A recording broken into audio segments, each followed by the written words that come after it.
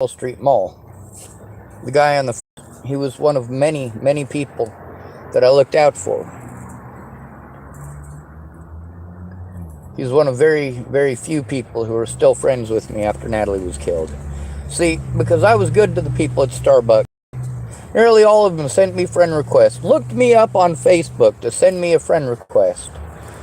But then when Natalie was killed, well, I magically didn't exist anymore.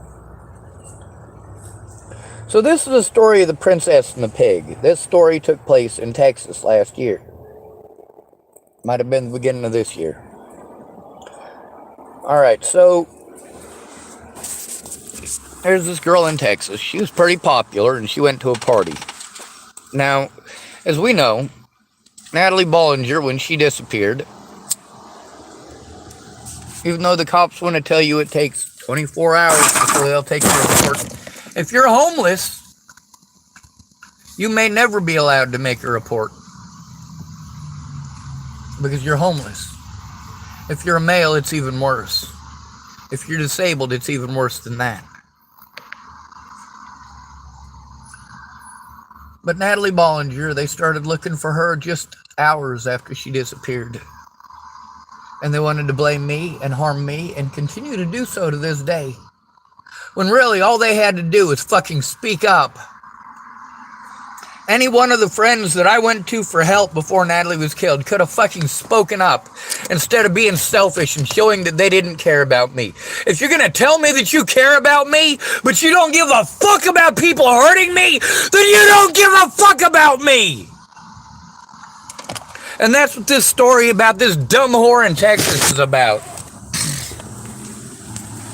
So in Texas, just like anywhere else in America that's full of fucking drunken rednecks, they get their kids fucking drunk and fuck them.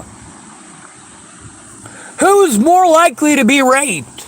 The pretty girl? No, people will fucking listen to the pretty girl. No, nobody wants to fucking rape the pretty girl. They don't want to go to prison. They're gonna rape a fat girl like Kristen Kepler.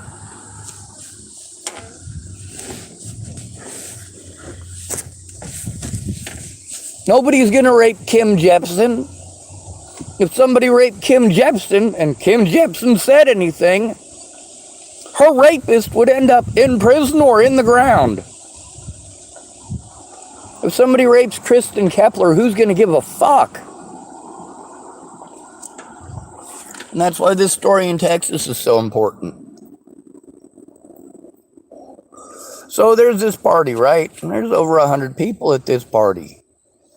Now there's a pretty girl who was at the party and she disappeared from the party. She disappeared to go give some guy who wasn't her boyfriend a blowjob. Now it doesn't expressly say what it is that this woman was doing with this man. But the article definitely hints at the fact, well, it states outright that they were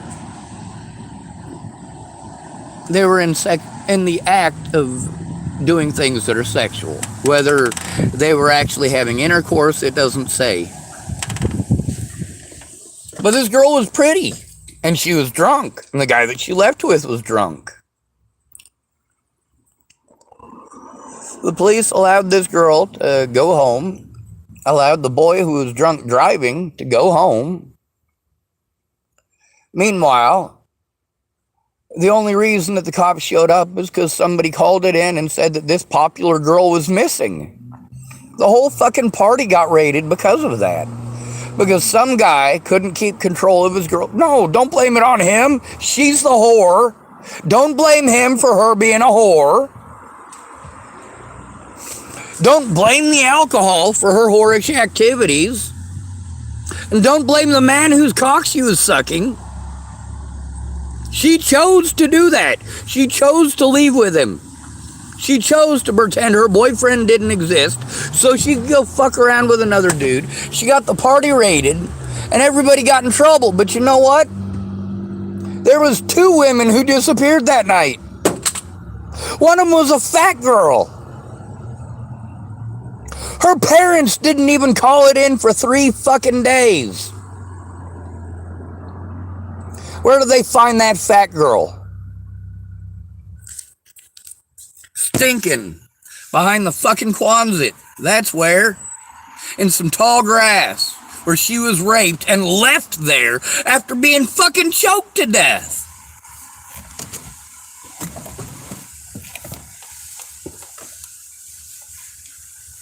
Yeah, the pretty pampered princess can do whatever she wants and there's no fucking consequences. No consequences. But for that fat girl, just trying to take part in some socialization. People saw her at the party. 3/4 of the people that they spoke with after the fact, 3/4 of them said they didn't even remember the fat girl at the party. We're going to talk about the elephant in the fucking room here? Everybody knew that the pretty girl was there. Everybody knew when the pretty girl left. Everybody kept tabs on the pretty girl, and if anything happens to the pretty girl, something will be done right the fuck away. They were afraid something might have happened to the pretty girl. Something did happen to the pretty girl. She ditched her boyfriend to go fuck some other dude. While drunk. The guy she was with was also drunk. Did they get in trouble for MIP? Did they get in trouble for fucking in public? No, people were just glad that she was all right.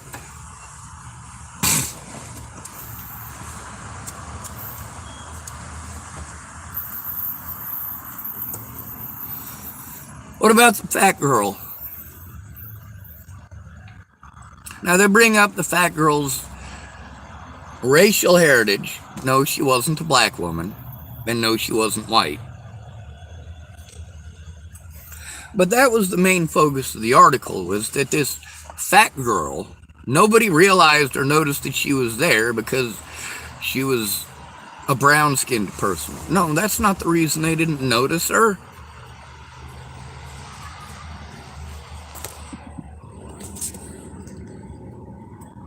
Obviously, somebody noticed her enough to rape her and kill her. Obviously, it's somebody who knew that they could literally do it at the party. When the cops and everybody went looking for the girl who was missing, literally dozens of people walked right past that fat girl's corpse. They walked right past her. Oh, we're not looking for the fat dead girl. We're looking for the pretty girl whose boyfriend is flipping out. And there was more to it, of course, because, you know, they were talking about how the parents who threw the party should have been charged. Talked about how when they throw a party, they should be responsible for what happens on their property, especially when they contribute the alcohol.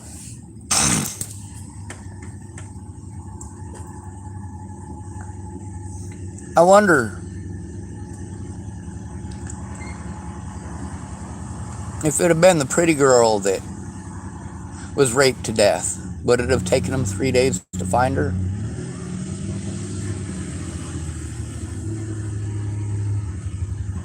No. No, it wouldn't have. They'd have gone to that Quonset where the party was held. They would have walked around the inside of it and around the outside of it, and they would have found her corpse immediately. Yeah, tall grass. Boo, she was raped within 2 feet of the fucking building. 2 feet. You ever been inside of a Quonset? They're loud. She was within 2 feet of it. That means she could have bashed on the side of it. If she'd have yelled, somebody would have heard her. Unless, of course, they're ghetto blasting music in that Quonset, in which case you're not hearing shit.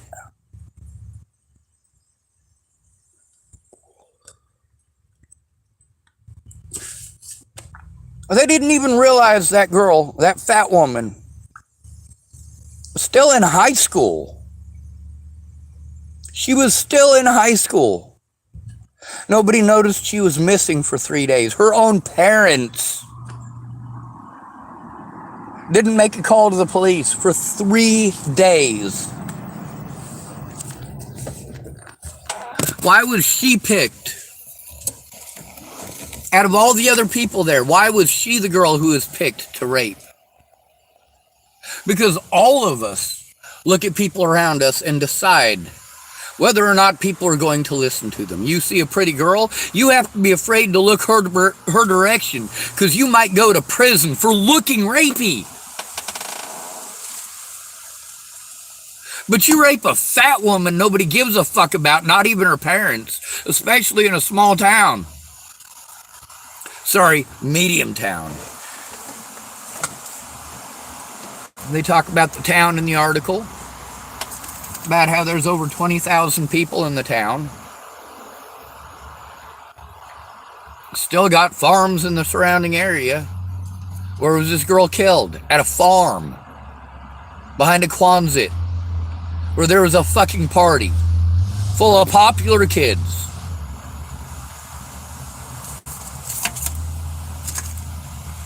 When you go to a party like that,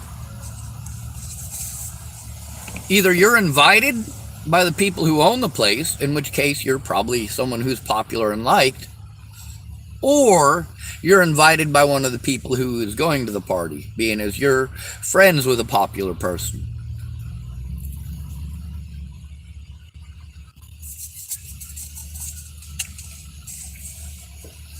Why was I allowed to go to the graduation party out at Straska's, even though I didn't graduate? I was invited. How about 2 graduation parties over at the Martindale's house? Well, I was friends with the Martindales. I was invited. And what did I do for both of those graduations? I stuck to being a wallflower until the end of the night, and then I helped their grandma clean up the place.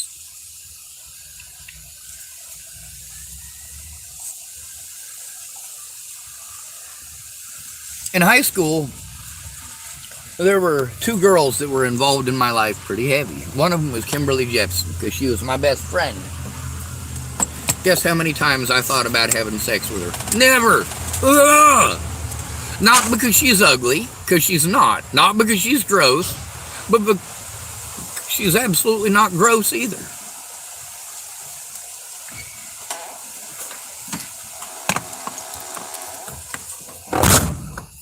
I just wasn't interested.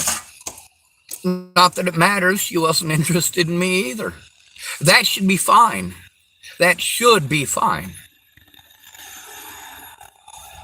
When somebody beats up my friend, I'm going to get angry about it.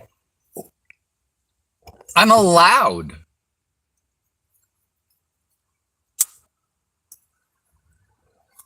When Michael McBee pulled Kimberly Jepson out of her, it was a Lincoln Zephyr. That was the type of car that she had. Michael McBee, his father was the sheriff of Haxton, Colorado. Michael McBee felt that Kimberly Jepson was his property, so it was okay to yank her out of the car by her hair. That's where me and Kim stopped being friends. How strange is that? Well, stopped being the friends that we were anyway.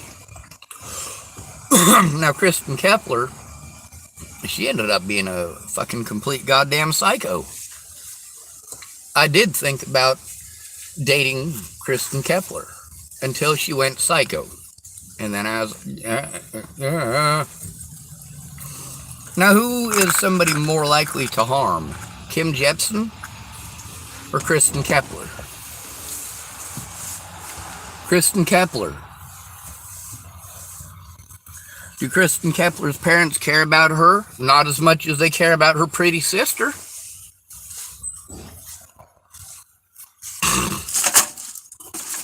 In my family, one thing that I got sick and tired of hearing about was how good looking my brother was. First of all, that's not something that you should be hearing out of your own mother. If she's talking to him because he's got a little bit of a self-esteem issue and she's telling him, oh, you're not that bad looking, or, you know, you're pretty good looking. You know what? You're not an ugly kid. That makes sense. But when you are constantly telling the other kids that they're not as good looking as Eric, why the fuck does it matter, Angela K. Wade?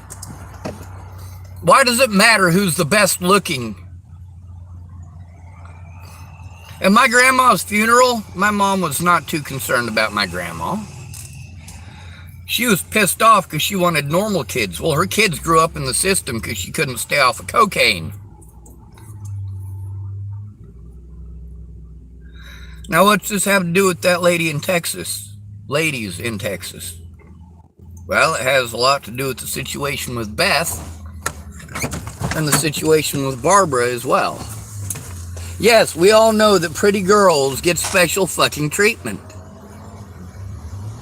But also, there are multiple examples of good-looking Hispanic women being treated the same way as good-looking white women, and good-looking black women being treated the same way as good-looking white women.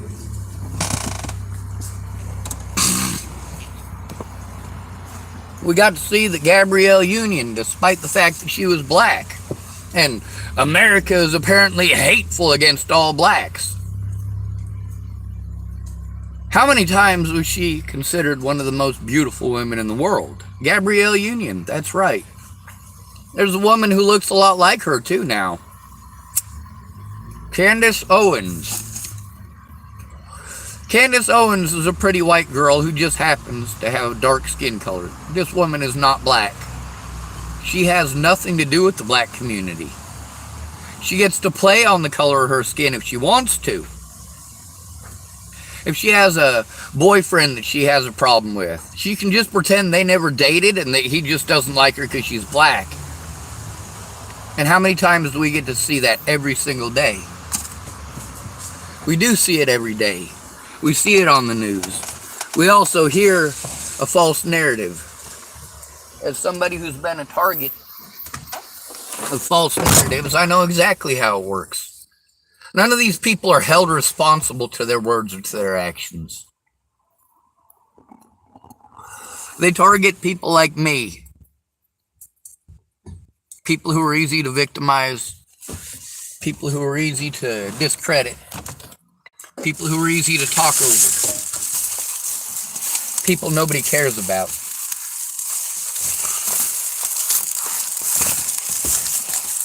If I was to disappear today, how long would it take my family to call it in? Would it take 3 days? Would it take 3 weeks? Would it take 3 months?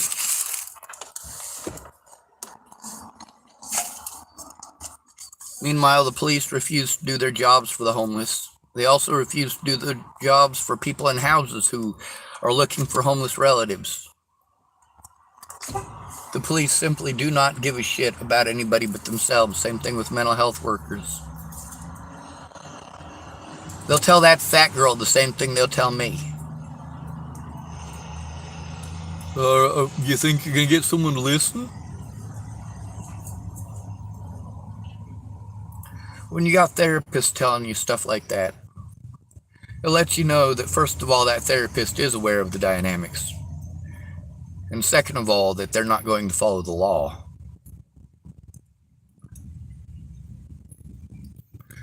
Pretty girls can go to the cops. A fat girl in the same situation will end up in a nuthatch, a mental institution, or jail, being ostracized and criticized. Meanwhile, I have to remind you all how lucky that fat girl is that she's not a fat boy.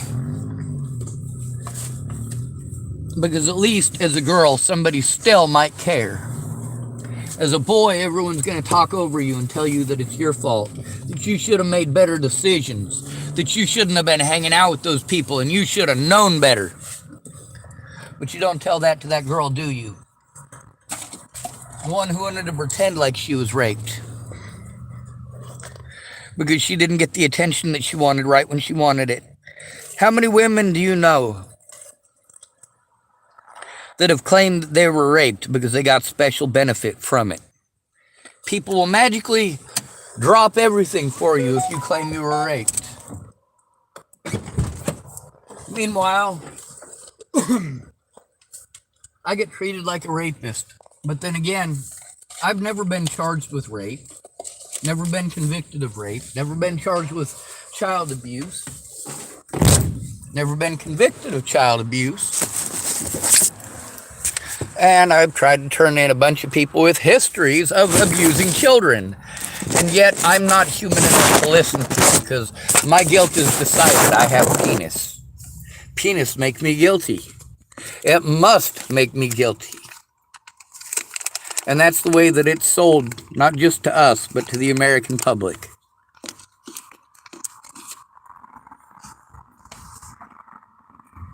That fat girl who died in Texas. Them cops were there. The cops raided the party, busted the party, kicked everybody out of the party. And nobody realized that that fat girl was missing.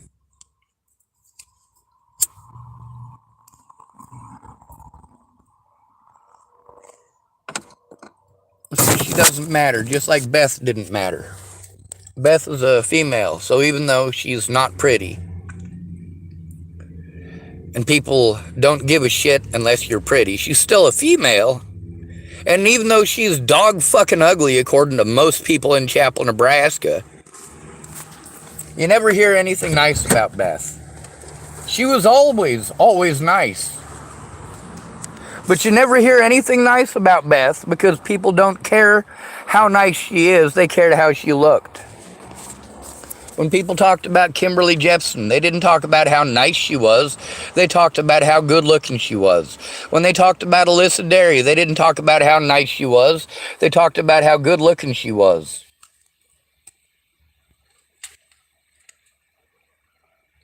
Who's got the most protection in your school? The girl everybody has a crush on. Because everybody wants to be her hero. She's far less likely to be raped because there's lots of guys that fantasize about beating the shit out of someone trying to rape her, because then she might fall in love like in the movies, and then she'll be your girlfriend. Barb Dana was protected in Chapel, Nebraska. Samantha Johnson, protected in Chapel, Nebraska. Alyssa Derry, protected in Chapel, Nebraska. Amber Derry, protected in Chapel, Nebraska. Kim Jepson, protected in Chapel, Nebraska. Beth Williams, not protected in Chapel, Nebraska. Kristen Kepler, not protected in Chapel, Nebraska. My little sister's friend Sherry, not protected in Chapel, Nebraska, but Sherry was special. She wasn't just massive. She also had little sores all over her body, all of them about that big around, all over her face, all over her arms, all over her legs. She didn't smell very good. She smelled like piss. Nobody was going to listen to Sherry. She's not protected in Chapel, Nebraska. How many people even remember that she existed? How about Brian Reinwald? Not protected in Chapel, Nebraska. Brandon Jepson. Here's a pretty boy from the Jepson family. Protected. Little Jason Jepson. Protected. Big Jason Jepson. Protected. Dana Jepson. Protected. Fuck you, phone.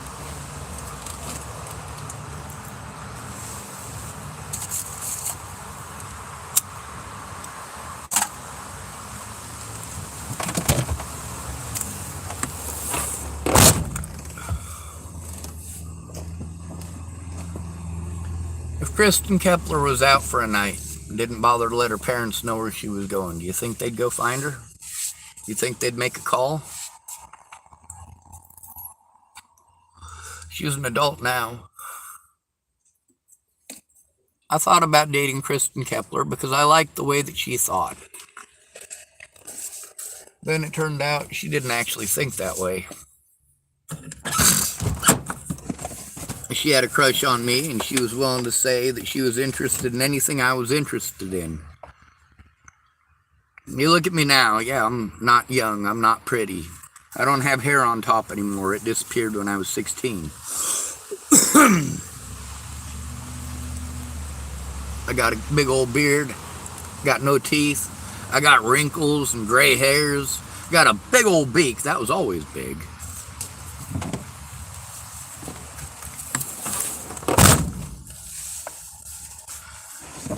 Being homeless is about like being that fat girl at the party.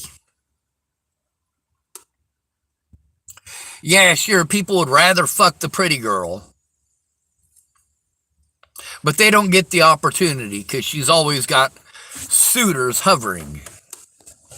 You're not going to be able to rape that girl. She's got 6 guys surrounding her at all points in time, all fighting for her fucking attention. What's going to happen in that situation? First of all, you're not going to try to rape anybody. Second of all, you're more likely to try to fight for her attention with those other guys. But if you're fucked up on drugs or you're drunk and you just want to fuck something, and you see that fat girl out behind the Quonset taking a piss, who's going to stop you? There's nobody protecting that woman. There's nobody protecting Kristen Kepler. People will protect Jennifer Kepler.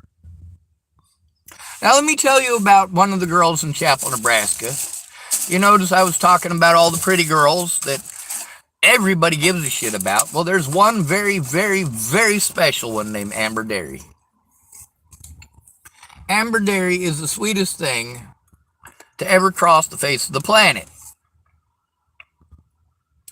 She used to stop and talk to me when nobody else would. Who else would do that? Well, there are several others who did, but not of her standards or quality. By quality of person, do I mean somebody who's good looking or comes from a good family? No, I don't. I mean, she was a genuinely good person. If she asked me about a situation, she genuinely asked about something because she cared. She didn't ask just to start conversation. I remember one night, this is after Jamie was pretending like she was interested in me and I just wasn't having it. And Amber Derry come up to me. I was walking across the parking lot at Chapel High School, going over to the, well, I should explain to you. In Chapel High School, there's the parking lot right about here, and then the school is here, and then over here is where the track is. Good place to go at night. So I was walking catty corner across the little parking lot, and she pulled up next to me and yelled out the window at me, and I went over and talked to her for probably a good 5-10 minutes. She was real pleasant. And then I went back to doing what I was doing. And I went back to Jamie Curtis's house. At the time, she was pretending like she was interested in me, and she decided she was going to throw in my face all these suitors that she had, that she could have any one of them that she wanted. Why is she wasting her time on me? So basically, she just wanted to tell me about how she had all these opportunities with all these suitors, and Jamie Curtis is one of them pretty girls in Chapel, Nebraska, too. She's not protected the way that Amber Derry is, though. See, while Jamie loved and relished having those suitors around because they would do all that free stuff for her, she also remembers having a big old gap between her teeth and needing braces to get it fixed. And Amber Derry had to go through the same thing, get braces to get her grill fixed. But Amber Derry didn't have a big old gap between her teeth. It was all funky looking. Literally, the only difference between Jamie Curtis being considered ugly and being considered a hottie was her teeth. That's the only part of her that changed.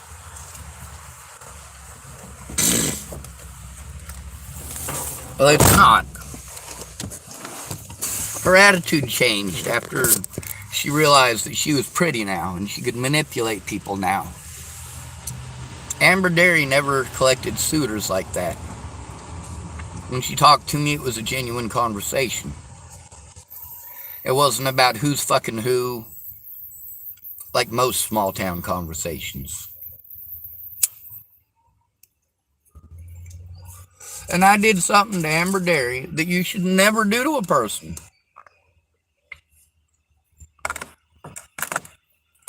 When Jamie Curtis was being a fucked up bitch about how she had all these opportunities, well, shit, stop fucking with my head.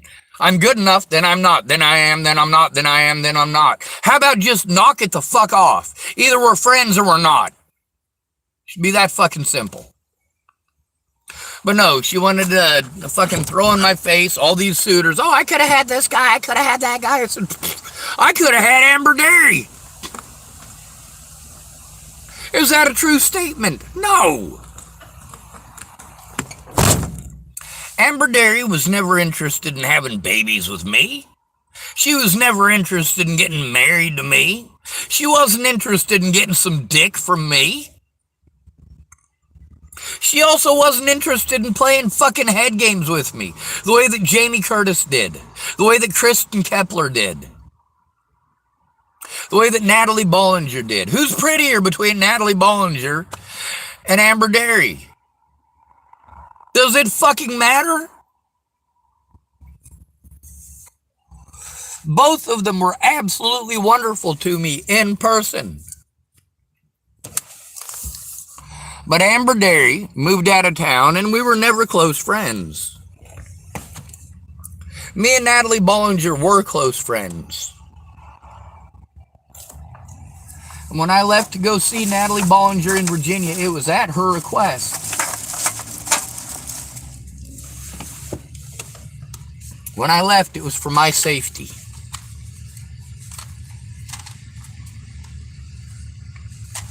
Now, one of the things in that article I was reading about is how there's all these boys there who are going to go beat up this guy that this pretty girl had left with.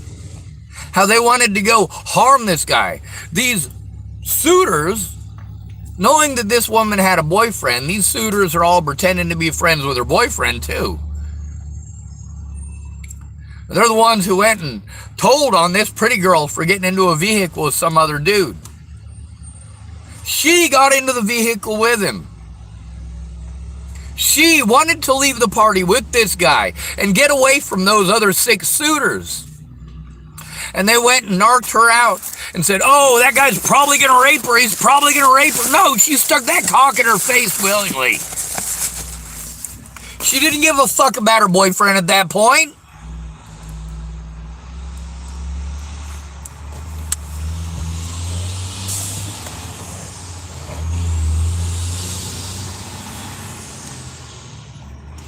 Now we gotta reference the parents here. What kind of a fucking parent is gonna wait 3 goddamn days to call in their kid as missing?